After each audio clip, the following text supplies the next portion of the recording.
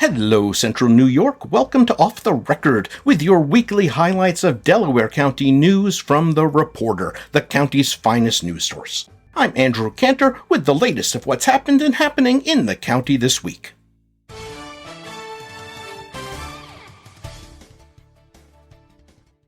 And now here's this week's news in Delaware County. It seems as if someone in Franklin is taking advantage of the lack of a noise ordinance in the town, and he's playing club music from speakers on his lawn 12 to 14 hours a day, according to his neighbors. It might be, they suggested, in some kind of retaliation for a property dispute a couple of months ago, and now they get to listen to loud music from morning till late at night. And to make it worse, the music has a deep bass line, dun, dun, dun, dun, so they can feel it as well as hear it. The homeowner doesn't seem interested in turning it down, and he even plays it when he's not home. But again, there's not a lot the town can do without a noise ordinance, although state law does limit noise levels after 10 p.m. Until the council passes an ordinance, though, the best that Code Enforcement Officer Greg Petula might be able to do is charge the, amateur DJ with interfering with hunting because the music scares the animals away. He said he'll try his best to get the music turned off, maybe a little intimidation with a sheriff's deputy, but he can't make any promises. Walton's got a new gaming destination. It's called Level Up Walton, and it's on Delaware Street right in the heart of town. And by gaming, we mean it's got play areas for everything from traditional board games like Monopoly to more modern games like Warhammer and Dungeons & Dragons. And this being 2024, there are, of course, some PC and console video games and even some old-style arcade games. The arcade's going to make money selling games and supplies. Warhammer players can really never get enough of models and paint. And charging a little for the arcade room. Not quarters. Players will pay $10 for 2 hours or $20 to play all day long, which parents will probably appreciate. And of course, you can't game properly without snacks and drinks, which will also be available.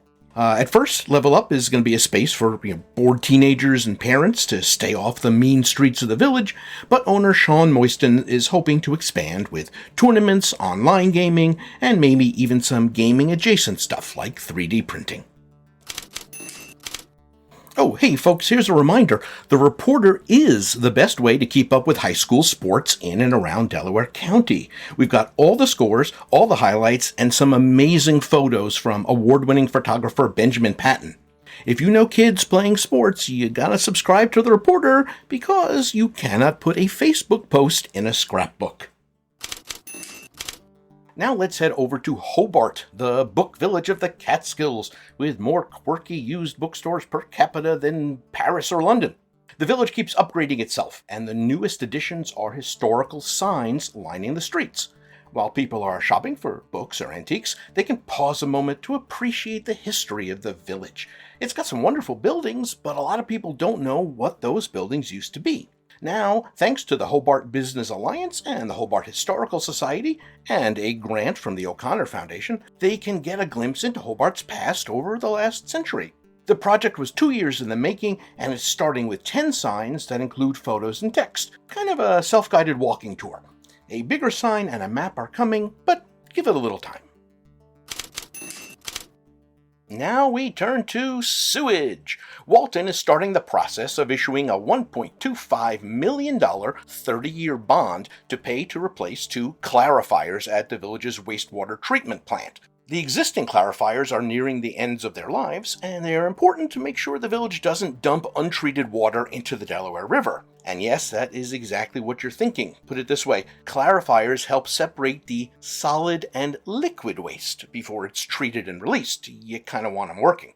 The whole project will cost a bit more than $1.5 million, and the village is hoping to get some financial assistance. So far, no luck though. Still, they're hoping to have the bond issued so they can get the work done before the spring thaw. So, you're probably wondering, how much will this cost residents? Village officials say it should be about $5 per quarter added to their water and sewer bills. Did you know that podcast listeners like you can try the online version of The Reporter free for a month? Now you do. A month-long digital subscription is $5, but we've got a $5 promo code, so basically you get that month for free. Then you can decide if you want to keep getting your local news or you want to remain ignorant and confused like your neighbors. All you have to do is subscribe at the Reporter website, and that's the-reporter.net. Then you use the promo code SAVE5, that's all caps, SAVE, and the number 5, to basically get the subscription free for a month. Give it a try. There's more Delaware County news in this week's edition of The Reporter. Don't miss pictures from both Sydney's and Walton's homecoming parades and celebrations. And we've also got the story of a father and son in Walton who have been working for years to grow ginormous pumpkins. We're talking more than 800 pounds. And that's just for starters. Remember, to get all the news that matters to you and your Delaware County community, subscribe to The Reporter at the-reporter.net or call 607-464-4009. We'll see you next week.